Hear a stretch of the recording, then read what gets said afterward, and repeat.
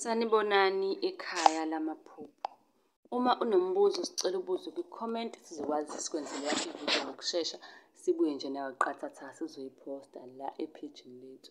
Uyakwazi-ke futhi ukuthi usibhalele lapha ku-Facebook sichaza amaphupho, usibhalele ku-TikTok sichaza amaphupho. Namuhla sizokhuluma ngokuphupha undiza, undiza nje impela undizela phezulu, undizela emoyeni. Abaningi-ke baye benokudideka ukuthi leli phupho libe ukuthini. Kodwa ngicela ukuthi usubscribe ngaphambi kokuba-ke uqhubeke.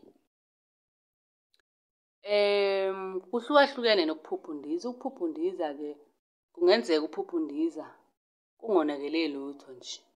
Kusuke kukuhle ku-right-ke lokho. Kusho ukuthi-ke unamandla amakhulu. Kungenzeka ukuthi unamandla onganakile okumele uwasebenzise okanye kunesiphiwo osiphiwe abantu abadala wena ongasisebenzisi ongazi. Lana-ke sikhuluma ngamandla emfihlakalo. Unamandla onawo ongawazi, mhlampe unesiphiwo sokukhulekela abantu, isiphiwo samabhizinisi. Unamandla nje, kumele usukume uthole lokho onakho ukusebenzisa. Ngoba kwesinye isikhathi abantu abadala baba nolaka. Ngoba kunamandla wena ophathiswe wona kodwa awufuni ukuthi uwasebenzise. Isikhathi esiningi abantu bephupha bendiza, kwesinye isikhathi kuyenzeka uphuphe ubaleke. Uthole ukuthi uphupha undiza kodwa ekundizeni kwakho ubalekela izinja.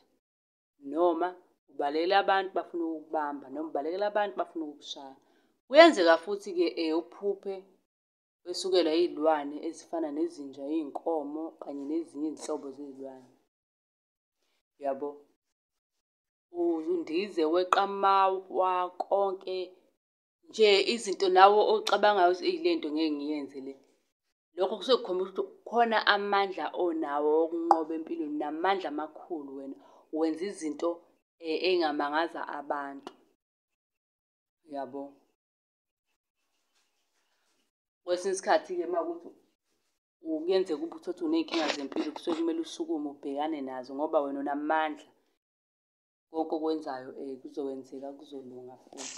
Uma unombuzo sicela ubuze-ke kwinombolo ebhaliwe, ubuze emaphejini ethu uzoyithola nje ngokushesha impendulo. Ikhona incwadi yamaphupho ewu-R400, ikhona insipho yobulongwe ewu-R100. Iyasiza ukugeza idlozi, ukuvula iy'nhlahla, ukuvula amaphupho, uthandeke, ecacisa amaphupho, eqeda amaphupho amabi.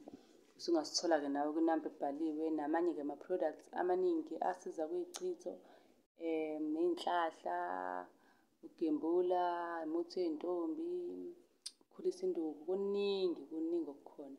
Okwakho ukuthatha inamba le ebhaliwe usithinte ngokushesha.